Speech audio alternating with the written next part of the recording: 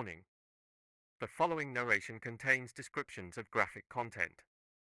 This story is just a creepypasta and is 100% fake.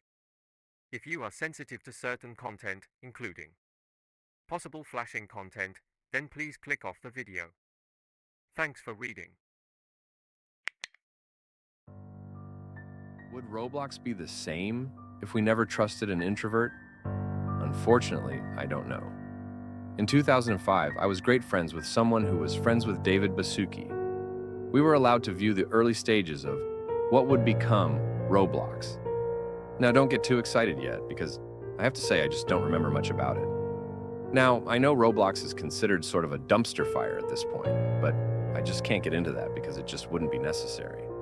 But maybe I do have a reason why this is all happening. Back from 2005, 2009, I was in contact with a friend of ours. His name was Rocketeer Johnson. It sounds like he's just a normal guy, right? Well, he was basically an introvert, and he often argued and such. I would even go as far as to consider him an a-hole, and someone we just didn't like. However, all of that would change in 2009. 2009 was a mostly great year. I worked as an intern at the Roblox Corporation headquarters, and I had some friends who would visit in the lobby from time to time. December 7th, 2009 started out like any other working day. I began my work in the lobby because the offices were being remodeled.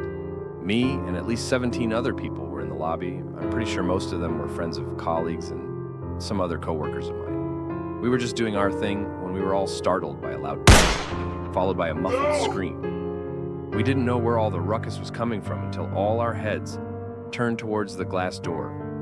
What I saw is something no one should ever see. The glass door was cracked and splattered with what I assumed what blood. Next to the glass door was a body, which I could barely even make out. The body was disfigured to some extent, but that's not the worst part. Standing at least 15 or so feet away from the door was Johnson. I couldn't tell what he was holding, but he seemed to be holding in one hand what looked to be a gun. We all started to freak out, and we had a reason too. Johnson started to advance towards the door, and we started to back away from the door, closer to the reception desk. Johnson stopped almost half a foot away from the double glass door, and he started to shoot. He shot through the glass door, and as he was making his way to the door, me and those other 17 people began to bolt it, like, I mean it. We attempted to run down a nearby corridor, where a room that was used as a lockdown shelter was located. I just remember all of us, running down the hallway, people running past me. But in the end, it was already too late.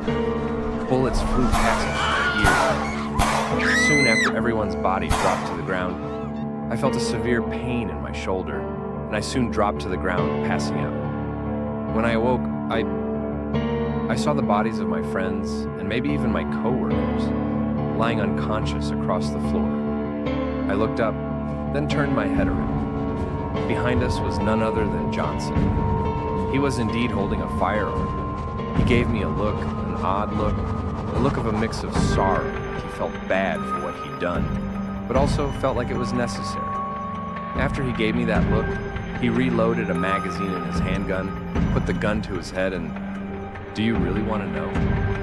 Well, I'll just say, he pulled the trigger. 8 people were killed, including Johnson himself.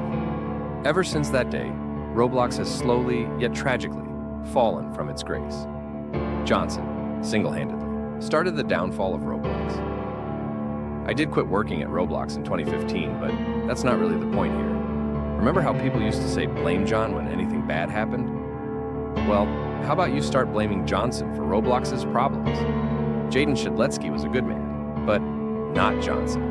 Just blame Johnson, he's the reason why. Remember how I said we should have never trusted him?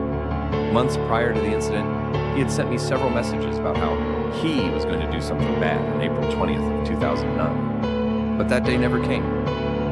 He did hit us on December 7th,